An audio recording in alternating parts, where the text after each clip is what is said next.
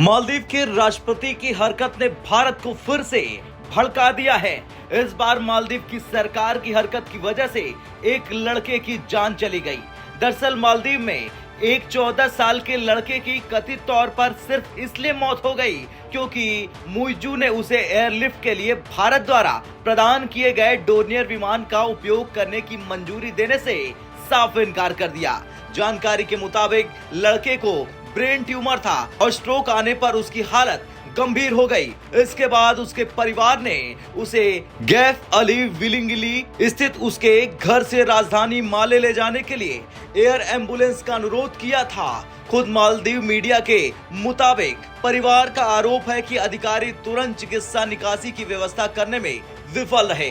Maldives media ने पीड़ित पिता के हवाले से कहा कि हमने स्ट्रोक के तुरंत बाद उसे माले ले जाने के लिए आइलैंड एविएशन को फोन किया, लेकिन उन्होंने हमारी कॉल का जवाब नहीं दिया। उन्होंने गुरुवार सुबह 8:30 बजे फोन का जवाब दिया कि ऐसे मामलों के लिए सिर्फ एक एयर एम्बुलेंस का इस्तेमाल हो सकता है। बता दें कि ये घटनाक्रम ऐसे समय सामने आया जब मालदीव के मंत्रियों द्वारा पीएम मोदी के प्रति की गई अपमानजनक टिप्पणियों के बाद हाल ही में भारत और द्वीपीय समूह राष्ट्र के बीच राजनयिक संबंध खराब हो गए।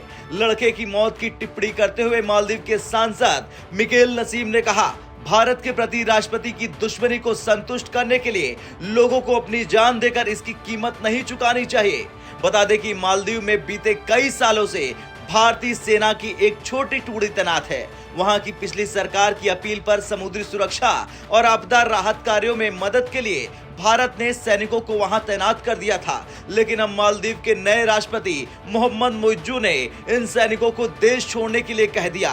इस पर अब भारत सरकार का बयान सामने आ गया। इस मामले पर भारतीय विदेश मंत्रालय ने कहा कि इस संबंध में 14 जनवरी को हमारी कोर ग्रुप की बैठक हुई। हमने इस संबंध में एक प्रेस रिलीज भी जारी किया। दोनों पक्ष इसका समाधान खोजने की दिशा में काम कर रहे हैं। बता दें कि मालदीव रणनीतिक रूप से भारत और चीन दोनों के लिए काफी महत्वपूर्ण है।